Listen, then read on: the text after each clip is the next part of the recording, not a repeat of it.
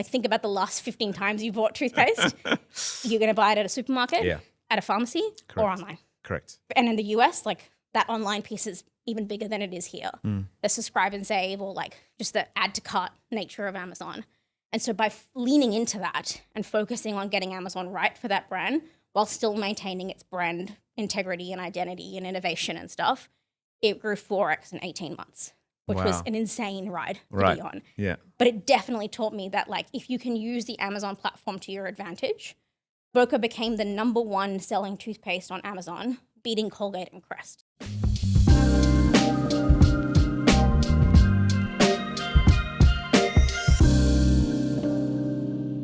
Our guest today is Nisha Karna. We were colleagues together at BCG, and she's gone on to build an amazing career in the beauty space, both as an operator and then as a founder. She's been across the US, the UK, and now is finally back in Australia, having recently co-founded GLOWPATH, her business to advise beauty brands. We sit down today to have a wide-ranging conversation on life, her career, and how she's making it all work with a young family. I hope you enjoy this episode. Nisha, it's so nice to see you, and it's awesome to interview an alum that's gone and had such an amazing, diverse career. Obviously you started your career here with BCG, you've moved markets and countries, you've moved from advising to operating, you've started your own business. We're gonna get into all of this. But just let's find out about Nisha the human first, if that's all right. Yeah, absolutely. And to let the audience get to know a little bit about you. So let's go all the way back. Yeah. Tell me about Nisha, the early years, how did you become sort of the person you are today? Yeah, look, I think for me, the influence was definitely my mother. As I think about where my career has gotten to and the kind of role she played early on, she was an avid shopper, if you will, but a very informed and educated one, and took me along for the ride. And so we were never just browsing when we went shopping. It was like analysis time. And I have this like distinct memory. I must have been like 7 years old. And we'd be standing in the supermarket, and I already at that stage had my love of Diet Coke. And she would make me calculate the unit price of the Diet Coke before I was allowed to put it in my trolley. And because at that stage, they didn't do it for you on the tickets. And because for her, it was about like a moment to teach you how to think, and that business wasn't just about like being an accountant and doing debits and credits. It was like real world. And so every time we went shopping, it was like a lesson in visual merchandising and a lesson in pricing and promotions. And she totally got me immersed in that world and passionate about it. And so I feel quite lucky that I was able to find a way to turn it into a career. Yeah.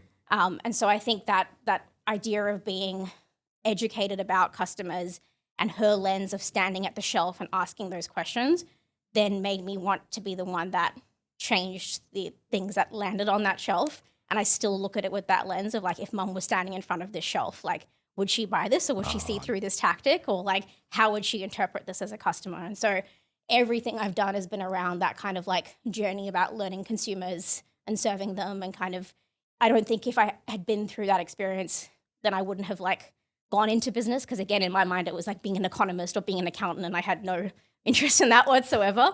But living and breathing retail like came from a very early age. That's awesome. Yeah. I was being told by my parents it was doctor or engineer. So this is a totally different vibe, I got to be honest. Yeah, look, doctor was still definitely the preference. Was it? Yeah. Right? Okay. Come from a long line of them. But this was sort of the clear second. And she had been a consultant at IBM in her early years before she had given up that to have us.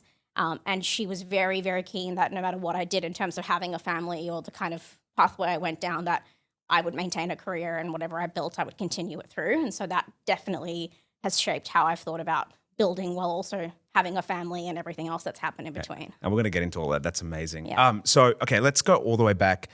Your mother is obviously a major influence and source of purpose for you. Were you born here? Tell me your backstory. I'm born and raised Melbourne. Okay. My dad moved here when he was like 5. Okay. Having kind of been born in the US and went to Hong Kong and then landed in Australia. His dad worked for Atlas Steel. Okay. He met my mum when she was 20, when he was doing a medical placement in India. A medical Kind of placement. just brought her back with him. So she arrived at 20, fresh-faced from India into Melbourne in the 80s, which was, I think, a real shock to her system. Yeah, okay. We have not a lot of family here in Australia, but we kind of built a very small network. And then my brother and I, both born here in Australia. Okay, and then how did you find your way to where our story starts, which is BCG. How did you find your way into that career path? Yeah, so I went into business because I wasn't allowed to do arts, and quite quickly took a pretty strong marketing lens within my commerce degree. I went on exchange to the US and did 6 months at Georgetown University. Cool. And then basically went and knocked on the head of the DC office from BCG on his office and said, I will work for you for free for 4 months. I just want to try this consulting thing. And it was like a totally off-cycle thing. It wasn't like an official internship program. I was like... Oh, they said yes? They said yes. And I just like followed them around for like 4 months. Did a lot of like US federal government work, which not technically my jam, but I was like, I just want to learn this and I want to try this. And that's how I got into BCG and transferred my offer here to the Australian office and started right after undergrad at BCG Melbourne.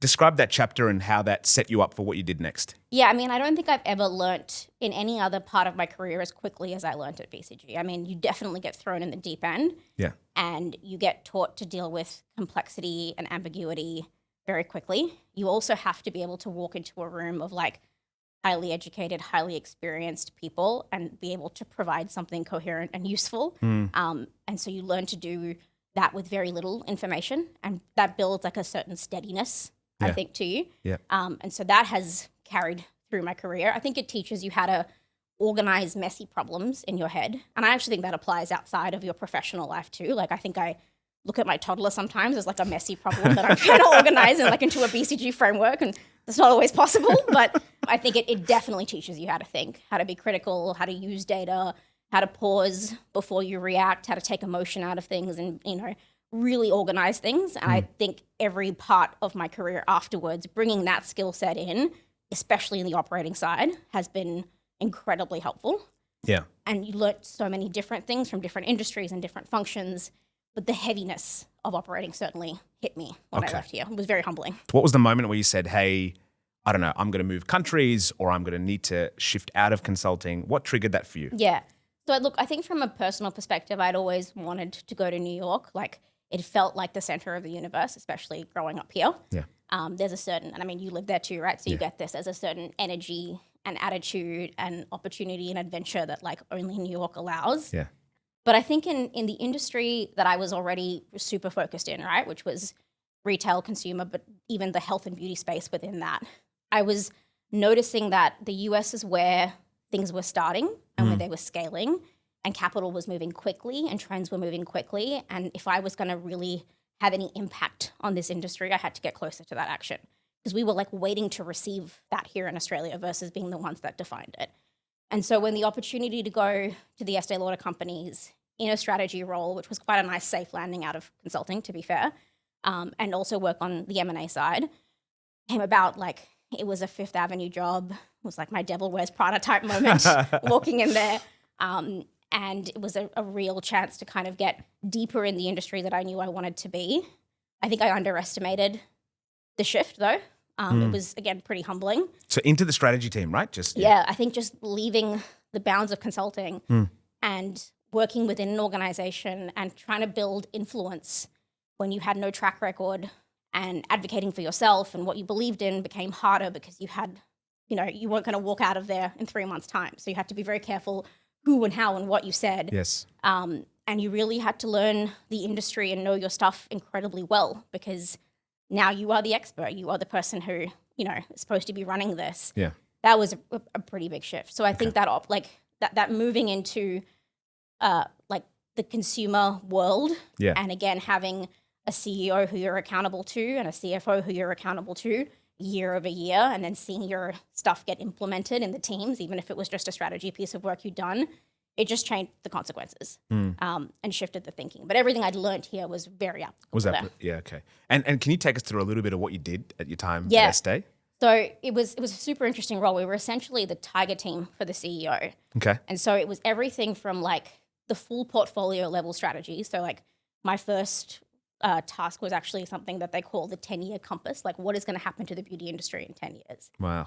Yeah. And like, just go. Yeah. Figure that out, which is kind of an overwhelming task, but something that, again, BCG sort of teaches you how to think through.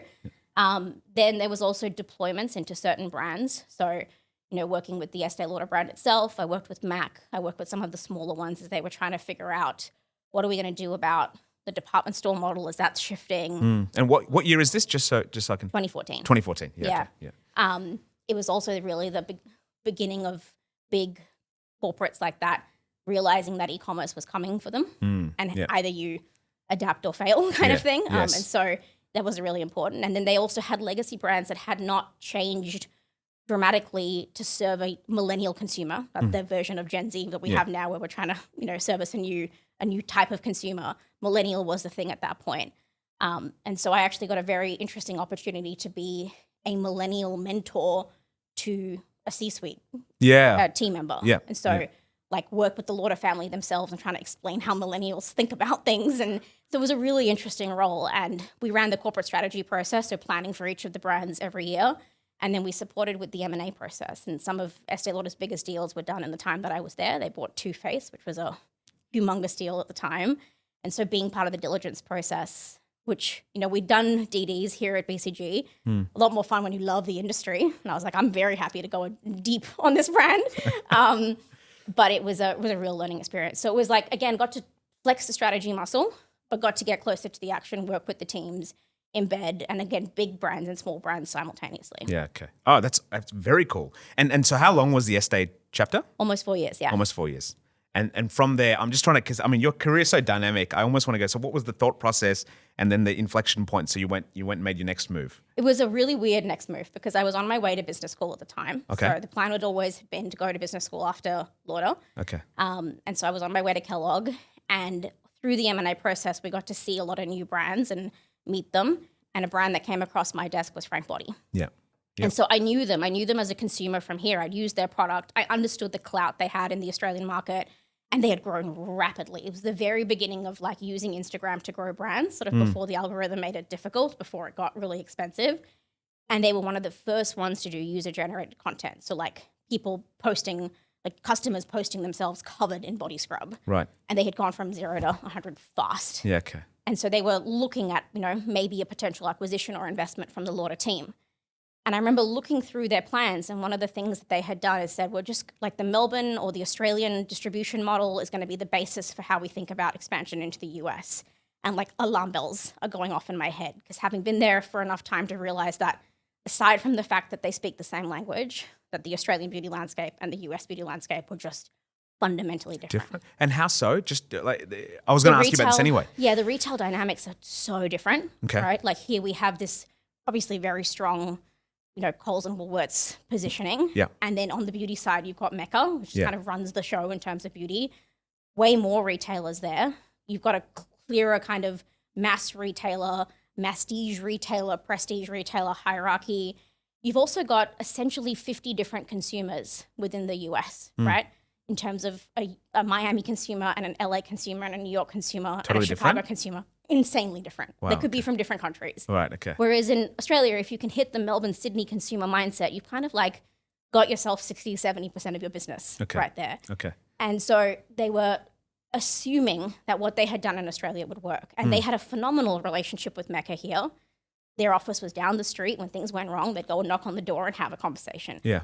They were a tiny, tiny, tiny fish in a very big pond in the US. And so I started to think, well, I don't think this is going to work if they come to the US with this plan. And so they didn't end up doing an investment with Estee, but they were going to stay on their radar, and they were able to kind of fund the next stage of growth themselves. So I was 4 weeks away from going to business school and said, hey guys, I kind of want to do my internship with you a year from now. They were like, we haven't figured out what's happening next week, but cool. And I want to do a piece of strategy work for you on the US landscape, what retailers, let me come and do something cool, because when I go to business school, I want to try to see what it would be like to get out of the safety of big companies and go into something smaller. So I did my internship with them between... They said yes. Can we just... we got to stop here. You did the same thing with the DC office and BCG as well. So you've originated... You have to. You've originated a few of your opportunities, big ones. Yeah, right. You have to. You have to, it's... I don't know, I think they say today, you're manifesting it, right? But unless you ask... Yeah. What's the worst they were going to say, right? There's no. Would you still say that applies? Should people think in that way today boldly, or have things institutionalized too much? I actually think it's more important because we've become so much more remote and so much more reliant on the likes of AI and stuff. I think if you show boldness now, you really stand out. I respect it as somebody who hires now, for sure. Amazing. Sorry, keep No, going. you're good. Okay. You're good. So I did the internship with them between year 1 and 2. I remember getting to business school and I had an internship and everyone was like, well, why are you here? Like, what did you come here to do? And I was like, well, I still can learn some things. I did the internship in New York with them in between the 2 years. And then they asked me to come on as their general manager, but they needed it to start then because as a startup, you're not like, you can start after you finish another year of school. Yeah. And so I stupidly, but also kind of had to, took a full-time position with Frank while doing full-time school. Oh, you did them both? In my second year. Okay. Not something I highly recommend to people. But it was like, this was an opportunity that was too good to be true for me. Like, I got to kind of have this connection to home and a brand that I loved. Yeah. I got real autonomy to run and set up a region from nothing, essentially. Yeah.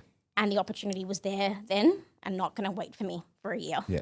So I weirdly made it work between studying in Chicago, working in New York with a team that was based out of Melbourne. Wow. It was kind of wild. What was that chapter like? What did you go around and do? I mean, how long was the Frank Body US journey for you, firstly? Yeah, also almost 4 years. Almost 4 years. So could you just take us through the arc of that a little bit? Yeah. You know, I had to secure us distribution, make sure it was going to be set up in a profitable way. I had to localize the supply chain because we can't be making products in Australia and putting them on a boat for 18 weeks. So we were going to have to find local manufacturers, set up a 3PL and kind of that whole thing, none of which I had any idea how to do or done before, right? Basically handle the localized marketing for those distribution channels. Right. And so it meant basically cold calling Target until they picked up and agreed to have a meeting with me. Same with all the other retailers, trying to get us into something big and use our Australian business and our UK business to prove that we were worthy of coming into the US. Yeah. Trying to support the direct-to-consumer model, but that was much more complicated in the US than what they were seeing in Australia. More brands, more competition, more expensive channel to run. And then the part that I totally underestimated was building the team. Building the team. Massively underestimated it. And so that actually surprises me. I would have thought some of the more, complicated parts of the infrastructure of, supply chain, whatever it might be, contract manufacturing, these sorts of things would be where it gets difficult. So the team, that's a surprise. It's because BCG taught me how to do those things. It was use a playbook, ask experts if you don't know how to do it, right? Optimize for profitability, think about how you're going to drive revenue and bring down costs. Those were models that I had learnt from here. Yep. I think on the talent side, my word, it was, I think I underestimated that process because especially at BCG, you're just surrounded by phenomenal talent all the time. Yeah. And hiring for entrepreneurial talent at a emerging startup is a completely different profile. And so I hired people who looked fantastic on resume and then they just floundered in the role. And they couldn't handle, especially because we were a regional outpost for a brand that was based out of Australia. So that created its own tension. But they couldn't handle the complexity or the ambiguity or they didn't have the proactiveness required to build something from scratch. And they couldn't make sense of, again, a messy problem, which was something that I had sort of come to expect from people around me. Yeah. And I would overcoach them or I would take a long time to let them go because I was really uncomfortable with that process. Right. And that was a massive learning curve. And I think we optimized for traditional skills as opposed to I can figure it out type attitudes. And I think I look for that now almost first in those. Is that right? Okay. Yeah. As I work with brands now who are trying to do that same journey of expanding from Australia to the US, the operating model and the resourcing model is the thing that I overinvest in. The strategy we can do, and it's a relatively distinct piece of work, and then you go and you execute against it. But the team part is ever evolving, and finding the right talent is easier said than done. Okay, that's wise counsel. So 4-year journey, you went through it. You basically were building the business from scratch. Is what I'm taking away. And how did that go? And from where you started, where did you leave Frank Body 4 years later? Yeah, I mean it was a roller coaster for sure. Okay. I think at the start we were opening up doors really fast. So we had opened up Walla Bolter. Okay. And majority of Target. Yeah. We were in chats. We had signed a deal with Walmart by the time I left too. The D2C business had struggled. And again, I had to keep advocating for why that was okay. And COVID hit halfway through. Oh, yeah. Okay. And really interesting time, beginning of COVID, business soared. You're a at-home spa brand. Great time to be alive in that brand, right? Yes. People were absolutely buying into it. E-commerce was on fire. Obviously our retail doors shut down, but we more than made up for it online. Okay. Yep. But then I think as retail started to open at different paces than before and like different comfort levels, and then people had bought too much stuff online and suddenly were allowed to go outside again, I think then it hurt the business. Okay. And so really it became about what is the omni-channel strategy that's going to allow this brand to survive? Mm-hmm. What does a post-COVID world look like? Because then also like there was a renewed focus on like things being clean and hygienic, and we were promoting coffee in a bag that you scrub all over yourself and gets your shower dirty, right? Like it's not a super easy sell. I've had personal experience with that. So I've never used the product, but it does make the shower dirty. It does. Yeah. Yeah. And I think this is the number one thing that most startups struggle with is like the notion of focus and saying no to certain things. And that might mean no to certain retailers. Mm-hmm. It might mean no to certain marketing opportunities, and definitely saying no to going too wide in terms of your adjacencies and in categories and products, and not going deeper and getting enough share in your like core business. And so there was a dilution of focus, and the team had grown and then contracted and then grown and contracted as COVID was kind of like taking us on a ride. Just I would love your view on, so how do you focus? So you got a portfolio, you need to know where you resonate, what your brand stands for, etc. But what does good look like when you focus your portfolio? I think you have a very clear understanding of what consumer you're going after. Mm-hmm. Like you can articulate that in like 2 sentences. Okay. You've spoken to them. It's like old school consumer focus groups. And you actually ask them like, are we solving, is this a problem you have and are we solving it for you? And you are picking and choosing, especially in the beauty industry, no consumer is buying everything in their bathroom cabinet from one brand. Okay. So you have to accept that and say, we want to own X space, Okay. and we want to be known for it, and we want to be known for it against every like big legacy competitor in that space. I'm going to keep going after it. I'm going to chip away at it. Okay. And so that might mean that you've got 5 hero products as opposed to 25. And that's okay. And that's okay. Yeah, okay. I love that. Okay, so a great journey, obviously had the cycles of COVID. So what was the next step in this journey? Yeah, so look, I mean, I'd been at Frank for a long time, and I think it was, again, thrown in the deep end. I felt like an operator at that point. I learned how to, set up an HR system. It was never something I was going to learn in a strategy role, like how to pay my own employees. And I'd like been into warehouses and, like gone to like trade shows to find the next new formula. Like I'd done stuff that I would not be able to have done in my previous roles. But I was starting to see, again, the sort of shift of the retail distribution space in the US, and was getting more interested in kind of what is the next frontier of growth for brands, especially brands that had grown up in the digital space, but were suddenly facing this like, it's expensive to run a digital-only channel. Like, how are we going to make this work? And I got a call about a role at a company called Heyday. Heyday, yeah. 2021, so a lot of new things happening in the market at that point, right? A lot of money running around. Yeah. They'd raised a ton of money for the Amazon aggregator model. And I had not a lot of experience with Amazon at this point. But the Can you explain that for people? Yeah, What that means? Premise of an Amazon aggregator is that you are a portfolio company, essentially, but you're buying brands that have most often proven themselves on Amazon more so than any other channel. Okay. So they may have started as like this like product, sometimes even like a mom and pop store on Amazon, but they found product market fit. And my word, if any channel is going to tell you if you have product market fit immediately, it's Amazon. It's Amazon, Because it's entirely algorithm driven. Yeah. It's not relationship driven. It's like you're selling, got great reviews, you're going to start to move up. So they were like Amazon first brands, or in some cases D2C first brands that had this strong digital momentum, had not optimized the back end, right? They were just making it work. They may not be experts in Amazon fulfillment or D2C fulfillment, but they had created something quite special. And the idea is we buy them up into a portfolio.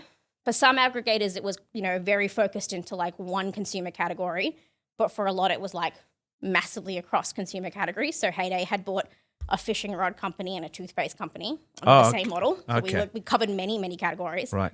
But the idea is if we have them all in one house, we would be able to optimize the Amazon machine for them, the back end especially. So how to fulfill, how to list products, all the best practices, and we could apply it and get really efficient. And then we'd be able to essentially use Amazon as a cash cow to drive then like expansion into other like channels and make them into brands. So turn products into brands. Gotcha. Okay. And kind of ride the Amazon wave in the process, because we would be able to hack the Amazon system. Okay. So there was like 5 or 6 of them that kind of came up in the space of a year, all of which received crazy funding.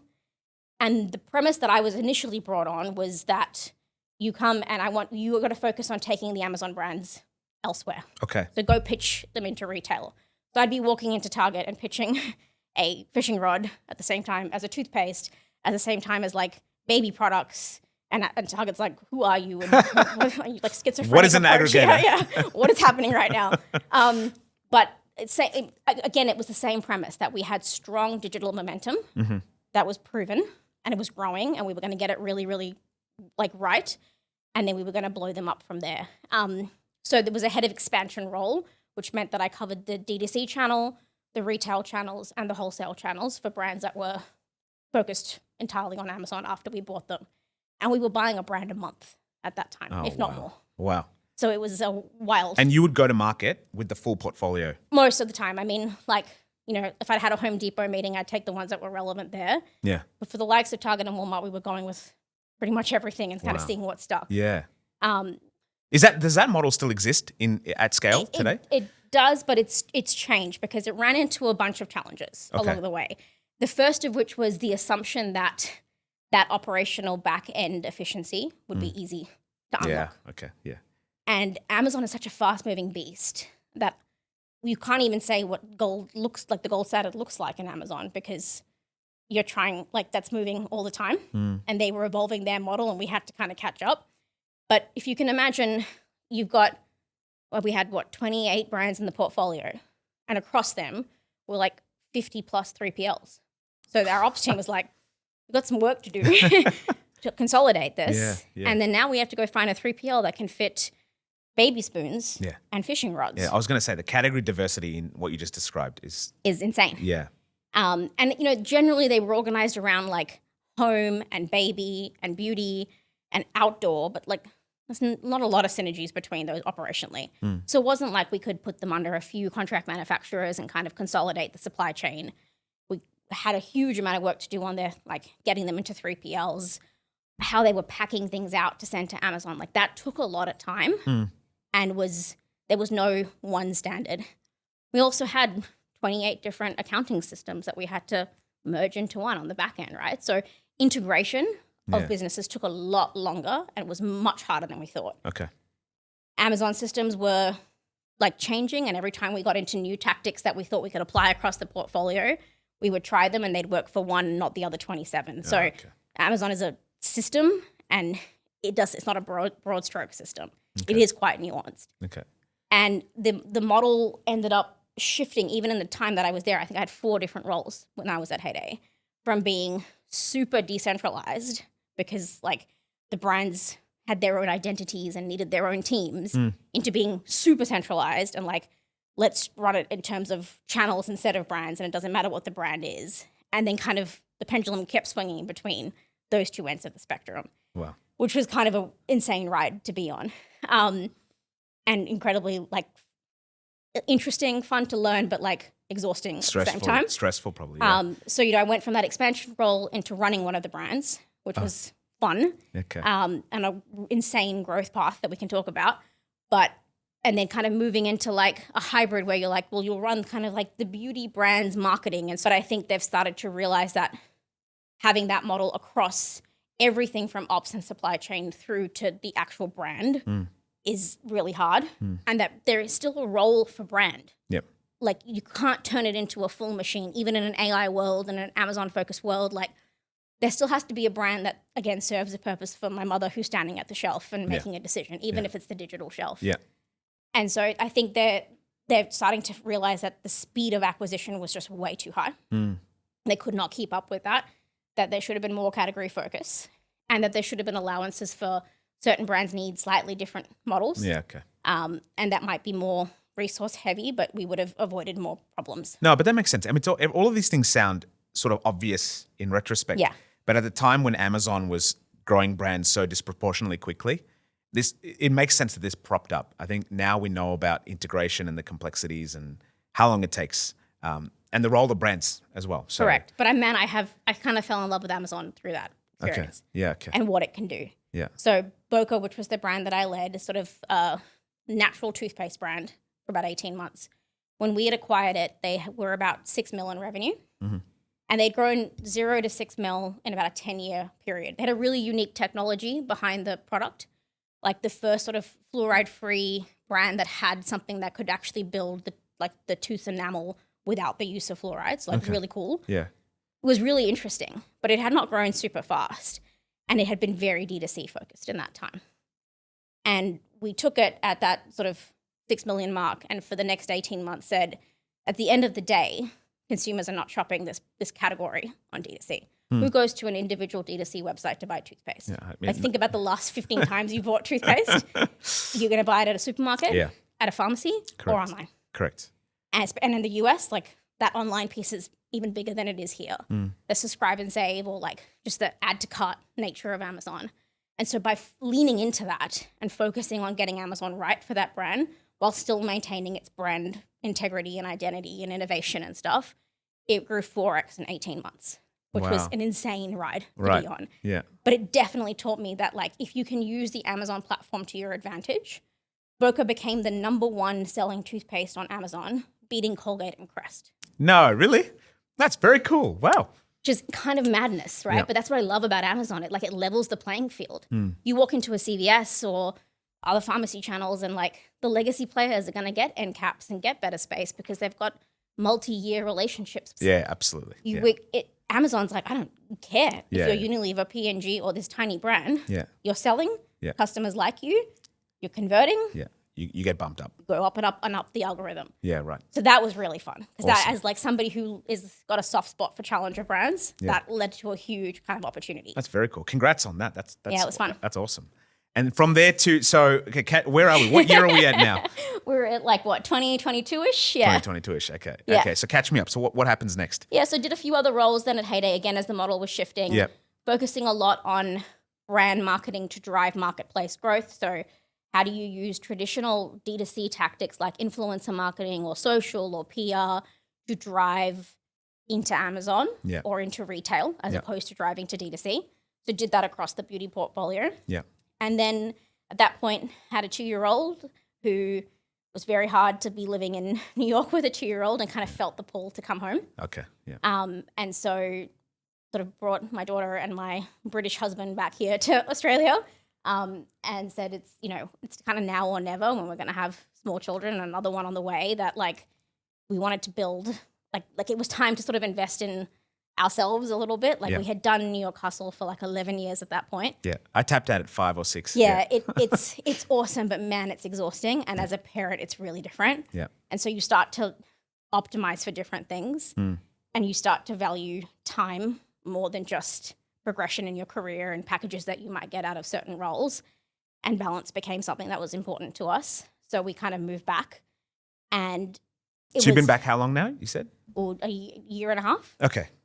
And again, major shock to the system, man. Having been out for as long as I was, coming back to Australia, awesome from a lifestyle perspective. Immediately we were exhaling a little bit being here, but fully different from a retail and consumer thing, right? Because you could be really, really niche in New York and that is okay. Yeah. And there's plenty of opportunity. There's enough addressable market. And you can't be as niche here, right? So I had to sort of actually broaden out of just beauty and kind of go back into some of these other consumer categories, and wellness and health and food and beverage kind of came. Fishing rods, if that's what it takes. But found that there was this gap in the market here for brands that needed to figure out channel expansion and global expansion and do it without making all the mistakes that I'd seen from all the brands I'd worked with. Yep. And so started working with brands in this kind of fractional advisory capacity to sort of say, if you're going to make this move, this is the sequencing of events. Yeah. These are the mistakes you're going to make. Yeah. Get this right before you go. Why do you want to go to the US? Is it just because it seems big and exciting and everyone on your team wants to go to LA for a trip? Or what problem in the US are you solving? Yeah, what's your right here? to win? Exactly. Yeah. Okay. So ended up kind of that evolved. Okay, can I ask a question on Yeah. that? So if you go all the way back to Estee, you were talking about how New York's the epicenter. That's where the innovation happens. That's where the sort of, it's almost 10 years ahead. Yeah. I wonder, and I don't want to lead you, but what does it feel like in terms of innovation and brand scaling and exciting things happening now in Australia? Because I have a point of view, but I'm curious what you're seeing. It's really different. I think when you start building in the US, you build from the beginning for scale. Kind of Okay. assume you're going to go to national distribution, multiple states, and like you're going to have like immediate millions of dollars of scale if you do it right, right? So you have a different mentality when you're building for that degree of volume. And I think there's a stronger willingness to experiment. Yep. Here, brands build relationships with their consumers and their ecosystems, and they value steadiness and loyalty, and they like there's like a long standing kind of this is what we stand for, and we're going to hold on to that, and we're going to protect that. And what about consumers? Australian consumers, are they ready for that level of, creativity, innovation? I think they are, by the way. Yes, Yeah. I think so. I think they have been. It's very hard in this market because we've got two very, very strong retail players that kind of determine the flow of business here, and they do a very good job of it. But I think the more options we start to give Australian consumers, and the more they're starting to live on platforms that are global and not local, the likes of TikTok and otherwise, I think we've underestimated how much the Australian consumer is ready for that innovation and that experimentation. And so you've come back, and I had to figure this out, so we might as well do this on the podcast. Have you started up something that's technically a competitor to me? You've got maybe. So it's actually like an ex-Frank Body colleague of mine. So she was the head of retail out of the Melbourne team. Okay. And I was head of North America, so we obviously worked quite closely together. We started this, you can call it advisory, you can call it fractional support. I prefer fractional support than advisory. Let's go that. We actually refer to ourselves when we talk to brands as like, we like to be the godparents of brands. Like, we are not the parents. That's the founders, and that's their babies, and they have a vision for what the brand's going to be, but they need some spiritual guidance at times. And so we kind of work with them on, either projects around global expansion or channel expansion. We come in to help with fixing resourcing models. It's sort of like, it's very hands-on, bespoke implementation support. We've started to do that across like health, wellness, beauty brands. Yeah. And the business, by the way, it's called GLOWPATH. Yeah. Yeah. So it's been fun. Like, again, full wider like array of products. Like, I've got a coconut water and a lubricant and a toothpaste and a deodorant, and like it's kind of all over the place. But it's the same model, right? Okay. And it's about preparing brands here for growth, or actually helping to bring brands from overseas to the Australian market. Awesome. And then expanding them into various channels. So Does this still have a strong Amazon link? It does, because at the end of the day, my view on Australia is like, Amazon is coming, and I'm excited for it. Like, you and I have both seen what Amazon can be when it's at its full scale, like it is in the US. And I think they've finally figured out the last mile logistics that were kind of stopping them from being like a force to be reckoned with here. If you're in Melbourne, Sydney, Brisbane, Adelaide, you can actually get most of the stuff on Prime in 2 days. Yes. Yeah. Name one D2C brand that can get you free shipping in 2 days. That doesn't exist. No. And so I think they're going to be a force to be reckoned with. I think Australia is one of their highest growth markets. So I think they're ready to put money behind it too. Yeah.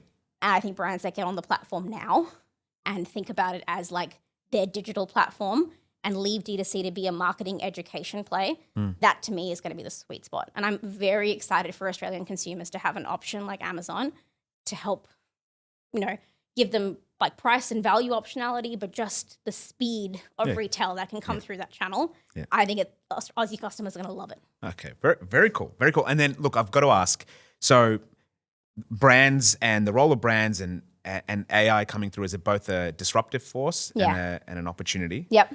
Do you have a point of view on what that's doing? Obviously, I'm not talking about sort of productivity and personal productivity, but more how it's impacting the brand playbook. Yeah, I think people assume that AI is just going to be the brand playbook, that it'll replace the entire marketing function. And I think that's too black and white. Look, put it this way, in the beauty industry, if I see one more like AI generated influencer that has skin that is better than human biology allows skin to be, I'll lose my mind, right? Like delete my Instagram app. And so when everyone is sort of using AI to create polished perfection, it becomes like the least interesting thing you can do. So my view is like AI should be used for execution excellence and take away things that previously took time and money, reporting, iteration of copy, understanding whether or not you've got the right paid social metrics and like what do those mean, like educating your own teams a little bit. But but it's not going to replace the humanity of brands. And I think those that lean into humanity are still going to be the ones that stand out and win. Like you look at Liquid Death as an example. Do you know them? Yeah, I do. Yeah. Canned water, Yeah. right? Kind of insane. The community that they've built behind that brand is unbelievable. And it's not with polished AI imagery, right? AI could never dream to make the content that Liquid Death trades on, which is creators in scrappy environments and like living the brand to the point that their consumers are tattooing the logo on themselves, right? It's insane the following they have behind it. So you could take all that content and you can ask AI, is this working? Tell me the metrics. Like you could To your point on iterate. execution excellence. Yeah. But you can't replace that like cultural relevancy and edge. And creativity. And AI is backwards looking. It looks at, well, you could do this campaign because it's worked in these ways. It doesn't doesn't think for you and doesn't create for you in the way that I think brands still need to do. So it's not, in my view, going to replace anything. It should make us more efficient. It should allow us to do things at scale and like really improve the cost base around marketing especially, but it shouldn't replace anything. Okay, very good. Can we talk a little bit more about you, the person? Now you're expecting your second child. Yes. And your first child's name? Mila. Mila. And Mila's about a similar age as my daughter Maya. She's 4, I think. Yeah, almost 4, yeah. It's a new chapter of life. Yeah. But how are you trying to strike this new balance? It's tough. I think I've got that mentality of like, I still want to build stuff. Yeah. But I've got the pull of these like tiny hands that like want me right now. And then I'm scared that like if I don't do that with them now, she's going to be 13 and be like, Mommy, get out of my room. I want nothing to do with you. Yeah. And I'm going to miss that opportunity. So I think it's about optimizing for flexibility at this point. I enjoy the notion of working for myself because it allows me to prioritize my family when I need to. Yes. It does mean I have to sell myself over and over again and kind of advocate for myself. And that's can be hard and exhausting at times. You don't have the safety net of the like company being the thing that you're promoting. But it's become a bigger priority for me. And so finding that balance is a daily battle. Yeah. But I suspect, I think it's worth it. Yeah. And you just kind of have to power through the tiredness and get back online sometimes after the kids go down and realize like that's what life is right now. That's what it is. You did the book and you did the story time before they went to bed and that's what they're going to remember. That's awesome. Thank you for sharing that. And I guess any advice for folks out there listening as to how to chart your course in your career? Yeah. Look, I think, let me put it this way. I launched a business at 7 months pregnant and people were like, you're out of your mind. Like, what? What are you doing? Like, why now of all times?